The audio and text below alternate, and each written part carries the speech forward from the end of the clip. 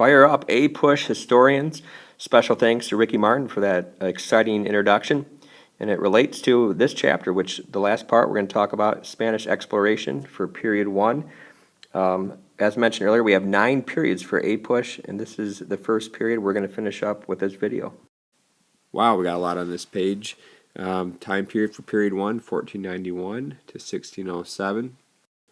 First key concept, 1.2.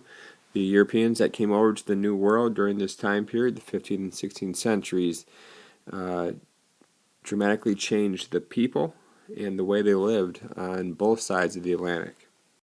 A couple things I wanted to highlight in the first key concept. One is the 15th and the other one is the 16th century. So the 15th century equals the 1400s and the 16th century equals the 1500s. In A-Push, you will see both time periods. You might see the term 15th century or the 1400s. You're going to have to know that they mean the same thing. The rest of the page talks about more key concepts, and I'm not going to highlight all of them. Some of them we've already talked about, such as the dramatic rise in epidemics and diseases and the mixed populations between the Spanish, Portuguese, and Native Americans, how slavery, most of them came from West Africa, were brought to the New World by the Spanish and Portuguese, and also part C is the Columbian Exchange. What I do want to highlight, though, is D, this term right here, the encomienda system. This is a very important term in A-Push. You might see it on your test. You might see it on the next exam. And the encomienda system was basically used by the Spanish, and they took Native Americans and they made them slaves. Okay, the first key concept on this page is talking about European expansion to the New World caused intense competition, political, social, religious, economic, between European countries, especially the Spanish, Portuguese, French, and English. Key concept A, the European exploration and conquest was caused predominantly by one word, greed. They wanted wealth and power. They wanted to be more powerful than their rival countries. And also they were looking to some degree to convert many of the American Indians to Christianity. Final key concept B is talking about the crops from the Americas, such as corn and potatoes. These new crops that were brought to Europe, they stimulated the population dramatically.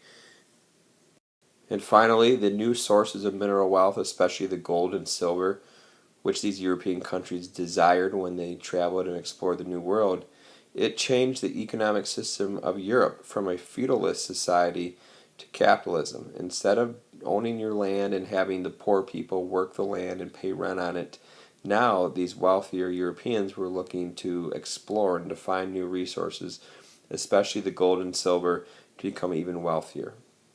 Wow, we got a lot of key concepts for this video, mostly because the book doesn't cover it in a lot of detail, so I'll make sure I cover the key points for your test and also for the AP exam in May. Okay, the first key concept is talking about Europeans, Africans, and American Indians. These 3 groups of people, because of the exploration of the Europeans, the relationships were altered dramatically. There was much debate on how the American Indians should be treated by the Europeans. And finally, the Europeans developed the belief of white superiority, that they were better than the African slaves and the American Indians to justify their, at times, brutal treatment. Finally, I wanted to highlight one more name on here, de las Casas. Bartolome de las Casas. We read about him in class. He has one of the only first-hand accounts written of European treatment of Native Americans, and it was not very pleasant. So I would probably know his name.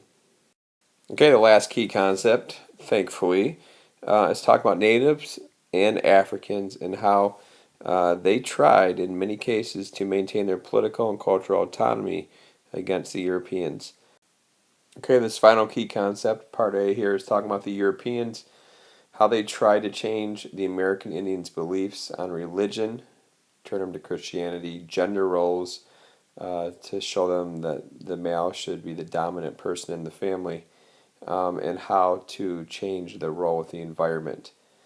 So, the Europeans trying to do this did cause some Native American resistance, and I think you need to know especially this one right here, Pueblo Revolt, also called Pope's Revolt. And we'll talk about this later in the video. Okay, we're going to talk about the first reading in your book tonight on page 14. The heading is When Worlds Collide, and the key concept is the Columbian Exchange. We already talked about this before, but basically this is the transfer of crops, animals, and diseases between the New World and Old World and vice versa. The Old World, we talk about mostly Europe. They received mostly new types of crops, especially corn and potatoes that was used to feed their growing population. And tobacco becomes a big issue, especially when we get into the 1600s. The New World, they received some valuable resources and ideas from the Old World, especially horses. Okay, horses allowed, especially the Native Americans in the Great Plains and Great Basin, to hunt for their food. And the final key idea is that, unfortunately, 90% of all the Native Americans that were living in the New World died because of the European diseases. All right, we got a lot of information in this next section, the Spanish conquistadors. First thing we're going to talk about is the Treaty of Tordesillas in 1494. So here we have a map doing a nice job illustrating the Treaty of Tordesillas. Basically, this treaty divided the Western Hemisphere with this line right here. Portugal, in this treaty, received all the land east of this line. And so the key thing they received is land potentially in Africa, especially to get slaves to bring them to the New World, and also part of this tip over here, which eventually becomes Brazil. Oh, I get it now. I see why the Brazilians speak Portuguese. I never realized it. It's because of this treaty. So the Portuguese settled this area right here. The Spanish probably got the better end of the deal in this treaty because they received all the land west of this line, and so they were able to colonize it, and especially in South America, Central America, Mexico, is where the Spanish really explored and began settling in these territories. Okay, the next part on this page, the conquistadores, is Spanish for conquerors. And you need to know three of the conquistadors, Cortez, Pizarro, and Coronado. We're going to talk more about Cortez on the next slide, how he conquered the Aztecs. Pizarro conquered the Incas in present-day Peru, and Coronado explored the current Southwest, especially in the New Mexico region. Finally on this page is this vocab term, the encomienda system, and it was established by the Spanish. And it was this idealistic theory that the Indians would work on the farm, on the plantations, and be converted to Christianity. But basically, this system was just slavery. So the Native Americans became slaves to the Spanish, but the Spanish justified it because they said they were converting them to Christianity. All right, the next section is the Conquest of Mexico, and that was done by Hernando Cortez. He conquered the Aztecs. The Montezuma, the Aztec king, initially welcomed Cortez and thinking he was an Aztec god. The Aztec's god's name was Quetzalcoatl. Yeah, that sounds about right. And Montezuma allowed Cortez to approach their city unopposed. Eventually, Montezuma realized that Cortez and the Spanish, all they wanted was their gold, so Montezuma attacked them, but Cortez was able to fight back and get a lot of help from the disease smallpox and eventually defeat the Aztecs. The smallpox, the diseases were terrible for the Aztecs. The estimated population was around 20 million for the Aztecs. After Cortez, it shrank to 2 million, mostly because of the diseases. On a more positive note, and pretty much everything's more positive than diseases, a new race of people was formed called the mestizos. I think this is an important term to know. And basically, it was the combining of the Spanish and the Indians reproducing this new race. All right, the next section is the spread of Spanish American. We have a few slides to cover that. Besides the Spanish and the Portuguese, there were a couple other countries that also tried to explore the New World in the 15 and 1600s. The English did a little bit of exploration in the 1490s, and the French probably did a little bit more during this time period. Now, you do not need to know all of their names. Okay, I'm not expecting to know that, but I want you to know that the English and French did do some exploration during this time period of the 1500s. I love maps, and so this map shows English and French exploration as well as the Spanish, and so let's look at the Spanish first. Okay, we've already talked about Columbus coming down here in the Caribbean region. We have Cortez going to Mexico to conquer the Aztecs, and so they mostly focus in this region. Also, we mentioned Coronado did explore the southwest. In addition to the Spanish, the English also did some exploration, but I don't really see them very much on this map. Oh, they're way up here, okay? So in 1497, John Cabot explored present-day northern Canada, but that's about it for the English up until the late 1500s. Not a lot of exploration of the New World by the English.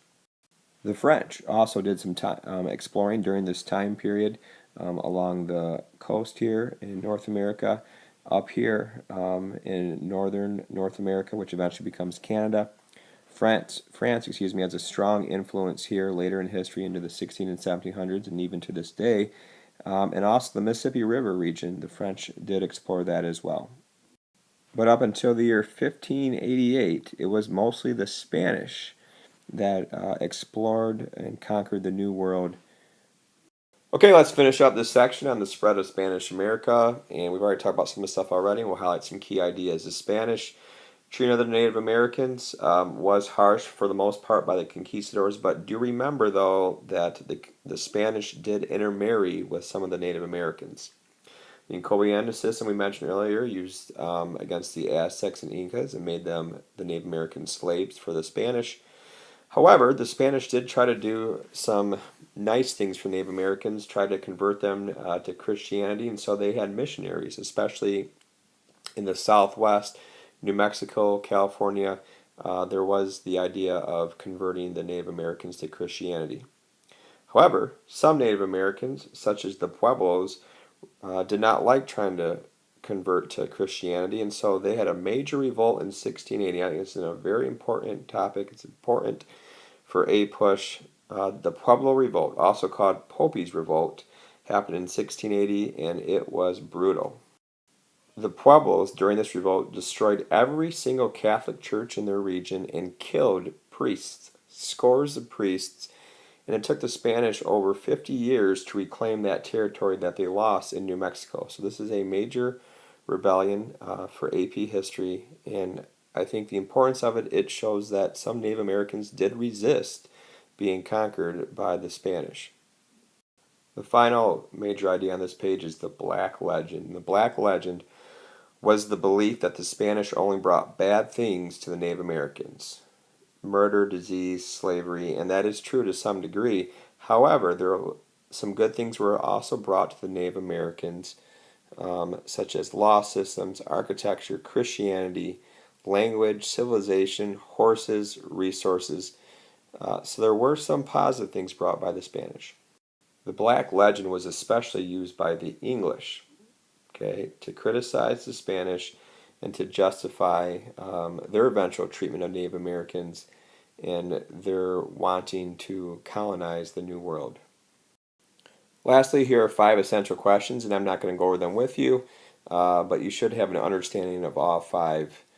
Good work, fire up.